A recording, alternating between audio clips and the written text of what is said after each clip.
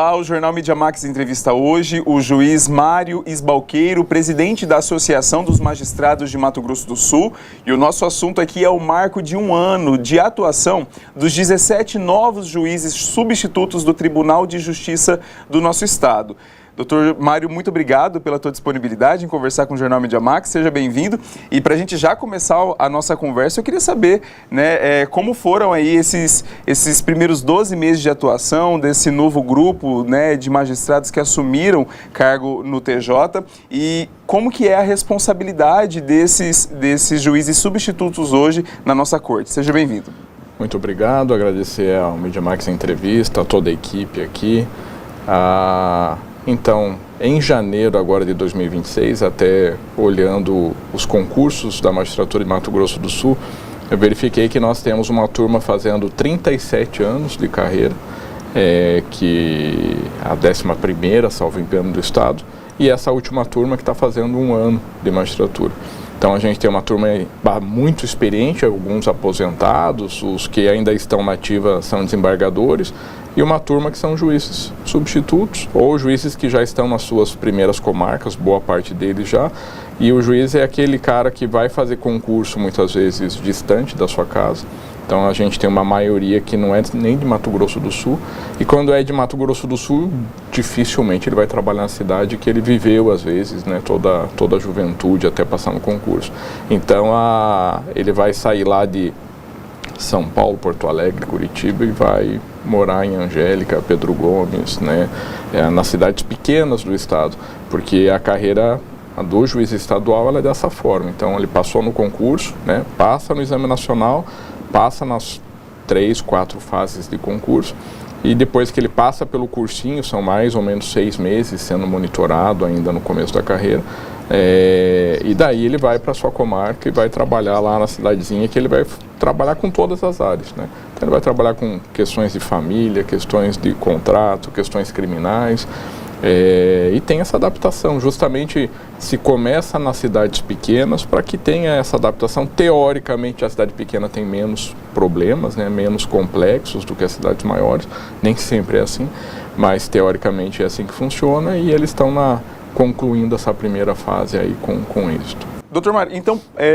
como que o senhor avalia os desafios desse primeiro ano, especialmente nesse ponto que o senhor tocou, nesse deslocamento, sai ali da rede familiar, vai para uma cidade distante muitas vezes, como que foi o desafio técnico também desses novos juízes? São profissionais que atuam já aí com experiência no direito, passaram num concurso que é desafiador, mas assim, também tem a atuação técnica, né? Esse começo de carreira. Então, esses desafios técnicos, mas também o desafio emocional, né? Nesses primeiros 12 meses de adaptação, de validação desse novo momento de vida. Como que o senhor avalia esses desafios ao longo desse período? Como você disse, essa situação da adaptação de tantas, né, conjunturas ao mesmo tempo, porque o conhecimento jurídico não se discute, eles passaram em várias fases de concurso, é óbvio que eles têm capacidade técnica para isso. O mais difícil é justamente associar tudo isso, porque a gente tem uma grande gama de colegas que saíram da casa dos pais nessa época, então é uma nova realidade, né, de fazer tudo sozinho, da compra do mercado ao aluguel, arrumar onde morar, fazer a mudança e trabalhar. Adaptação da família, muitas vezes é aquela pessoa que vem para Mato Grosso do Sul, saiu da sua cidade, vem com o marido, com a esposa, com filhos, né? E tem a adaptação de toda a família, ele vai ter que conjugar isso com a adaptação do trabalho. Nós temos vários colegas que já tinham uma experiência na área, já eram assessores muitas vezes, trabalhavam com juízes, isso facilita bastante a vida deles. E alguns que não, alguns que às vezes trabalhavam, né, é obrigatório ter no mínimo 3 anos de atuação, né, para fazer o concurso, mas às vezes essa experiência ainda era pouca, atuava pouco nesses 3 anos, esses vão sofrer um pouquinho mais, mas faz parte, né, faz parte do aprendizado. E essa maturidade, esse desenvolvimento até como ser humano, faz parte, acho que depois, né, passados os anos, eu lembro lá em 2002, quando eu passei por isso, e na época dizia, como é difícil, como vou decidir isso, né, como que eu consigo associar paternidade, vida conjugal, problemas familiares às vezes, né, distante da família com coisas para resolver, e o trabalho novo e a cobrança, um monte de meta para cumprir, e depois a gente vai vendo que, né, a espiritualidade ajuda, a gente tem que se esforçar e as coisas dão certo. Maravilha. O ingresso na magistratura, ele foi mudando, né, ao longo do tempo. O senhor acredita que hoje a gente tem uma mudança de perfil, especialmente com esse juiz que tem chegado na era da IA, esse juiz que tem se assumido posições nesse momento onde as ferramentas estão se colocando como aliado da magistratura? A gente teve uma mudança de perfil, e como que a magistratura ela tem buscado manter o seu rigor, né, técnico diante dessas mudanças que estão acontecendo? Se nós olharmos para o perfil do magistrado de 30, 40 anos para trás, a gente vai perceber que eram pessoas um pouco mais experientes, de idade até, né? Mais vividas, às vezes com não tanta experiência jurídica, porque às vezes ele estava estudando, trabalhava em outra área. Então as cobranças de requisitos hoje, eu diria que elas são mais exigentes do que eram antigamente. Só que a tecnologia como um todo facilitou, como eu vou fazer concurso lá em Alagoas, lá na Bahia, em São Paulo. Então a gente tem essa nova realidade, que é a pessoa fazendo concurso pelo país inteiro, coisa que talvez antigamente era muito raro. E essas pessoas mais experientes também, porque ou ela não consegue competir com os mais jovens, que estão num ritmo muito acelerado de estudo, ou elas já se estabilizaram, às vezes na advocacia. Ele vai dizer, eu não vou continuar estudando, fazer esse monte de prova, às vezes para ter um salário menor do que ele está tirando advogando, né? Ele está um advogado bem sucedido, não vale a pena financeiramente. Muitos até fazem por uma questão de, né, sonho, era o que ele queria trabalhar, né, vocação e etc. Então, e esse conhecimento das novas tecnologias, como qualquer outra profissão, né, com certeza novos juízes vão ter que passar por isso. Eu diria que os antigos também, né? A gente precisa aprender a trabalhar com novas tecnologias, principalmente a IA, que talvez seja a grande bola da vez. Muitas vezes acaba sendo também ali uma oportunidade, né, desses juízes mais antigos, já estabelecidos, aprenderem com quem estão chegando e ser esse compartilhar de conhecimento, né? Sim. Até conversando essa semana sobre esse assunto, eu lembro isso quando a gente passou do processo de papel, né, do processo físico para o processo digital, quando a gente passou dos processos que as decisões eram feitas no Word, imprimia, punha, encartava no processo, para um processo digital, para um sistema que lançava tudo no sistema para poder, né, o servidor que vai cumprir aquilo vai intimar, ele puxava aquilo, faz os documentos, não ficava copiando ou preenchendo, como antigamente preenchia modelos já escritos, máquina de escrever, coisas, né, bem mais antigas, mas as mudanças elas estão muito mais rápidas. As tecnologias, muita coisa não tem cabimento pegar um servidor do judiciário e vai ficar o dia inteiro fazendo a mesma coisa, emitindo os mesmos documentos. Então essas novas tecnologias vão permitir justamente que isso seja feito mais automatizado. Não é uma coisa que tem que pensar, é uma coisa que tem que fazer, né, o sistema rodar.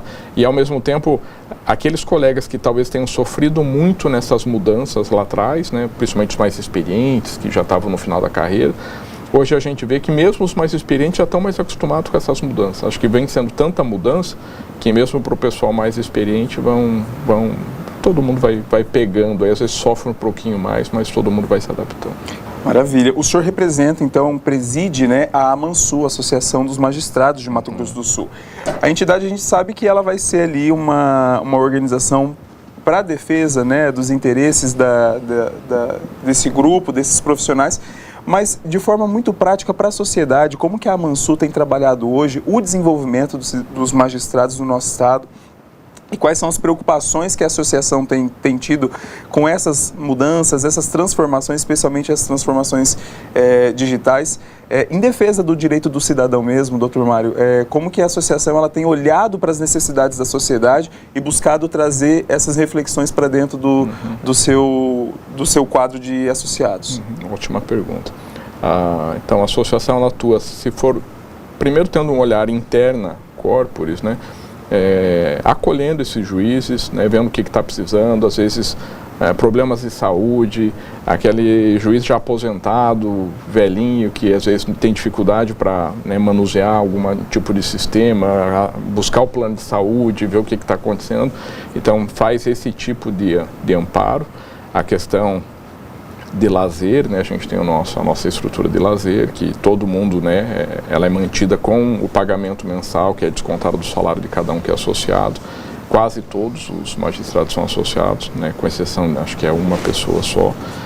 O que também é raro, porque às vezes, né, é um estado muito grande, parte não participa, não, aqui 99% participa.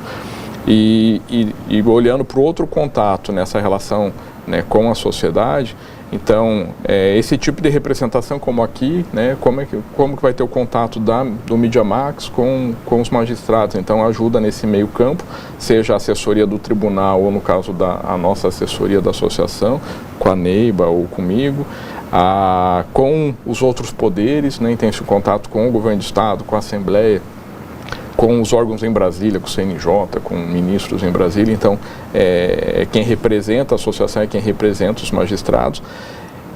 E para a sociedade, talvez a gente faça esse meio campo com, por exemplo, a administração do tribunal, com órgãos públicos, dizendo, os processos não estão andando em tal situação. Aí a gente conversa com o juiz, o que está acontecendo? Está com algum problema? Ele diz, não estou com problema, eu estou trabalhando muito, mas é uma avalanche de processo. E a gente busca esses dados, conversa com a administração do tribunal, mostra essas situações para ver onde é possível melhorar, né? Às vezes, tem que cobrar mais, às vezes é isso, mas muitas vezes não é, precisa de mais estrutura mesmo. Ou uma vara nova, ou mais um juiz, ou mais uma equipe, justamente porque o Brasil é o país que mais acesso ao judiciário no mundo, né? É o país com mais advogados no mundo, é o país com mais litígio no mundo. Então, esse volume ele é muito grande mesmo. Então, às vezes a gente vê comparação, no Brasil é assim, em tal país europeu é assado. O volume de um juiz no Brasil por mês, às vezes, é o que o juiz lá tem no ano inteiro. Sim. Então, é um volume completamente, são comparações bem distorcidas. E a ideia é essa, né? Inclusive, até colher informações, por exemplo, um meio de comunicação tal, diz, mas eu não consigo acesso ao juiz para comentar tal assunto, né? Ou eu ouvi tal notícia, né, que estão divulgando, é verdade isso, né? Ajuda a gente a descobrir se isso faz sentido. Basicamente, então, a Mansu, ela defendendo e buscando, né, a eficiência do trabalho do magistrado, de forma muito clara, uma consequência disso é na resposta do judiciário à sociedade, né? Sim.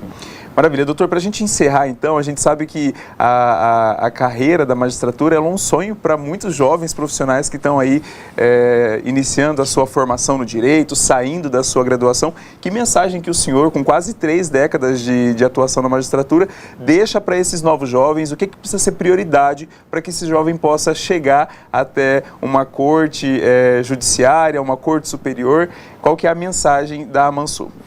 Então, eu falo isso para meus filhos, falo para alunos, né? Se a gente fizer o que todo mundo faz, né, já que o processo seletivo é um concurso, não é eleição como é nos Estados Unidos, não é indicação, é concurso público.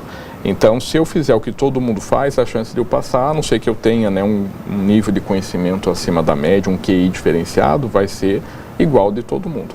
Então, se ele almeja essa carreira, ele tem que começar a priorizar esse sonho. E essa prioridade é estudar mais. Esse estudar não é só teoria, buscar prática, estágio, conhecimento, né? O conhecimento agregado em outras, não só o período da aula na faculdade, ele vai ter que estudar fora desse horário. É muito pouco estudar o período da faculdade, né? Tem aulas boas, tem aulas ruins, como em qualquer faculdade. Então, fazer cursos, estudar, buscar literatura, buscar prática. Porque se ele quer fazer o concurso, ele sabe que o concurso tem várias fases, tem tal tipo de cobrança, ele vai ter que se preparar para esse concurso. Isso não ocorre em 1 ano ou 2. Então, quanto antes ele começar, se ele começar no primeiro ano da faculdade, ele já começou na frente de 80%. Mas Mário, eu já me formei, então começa agora. Quanto mais tempo postergar, está atrás de muita gente que já começou. E é isso, né? O estudo ele é cumulativo, como qualquer profissão. Então, daqui 1 ano eu vou saber mais do que se eu estiver estudando, né? Eu vou saber mais do que eu sei hoje, daqui 2 anos eu vou saber mais. E assim, a gente vê que a média, né, a pessoa vai levar aí em torno de 5, às vezes 10 anos para passar no concurso. E isso ele vai ter que agregar com o trabalho, muitas vezes ele tem o trabalho para pagar, né, a conta do mês, botar comida em casa, e pagar estudo, que também sai caro, e ao mesmo tempo ter esse estudo. Tem vários colegas, eu rendo da meia-noite às 4 da manhã, né, além da faculdade ou além do estudo, e é isso daí, é esse esforço que vai fazer a diferença. Bom, tá dado o recado, o Mídia Max Entrevista vai ficando por aqui. Eu quero agradecer o Dr. Mário pela visita. Essas e outras entrevistas, você sabe, confere lá no canal do Jornal Mídia Max e também as nossas notícias no mediamax.com.br. Muito obrigado.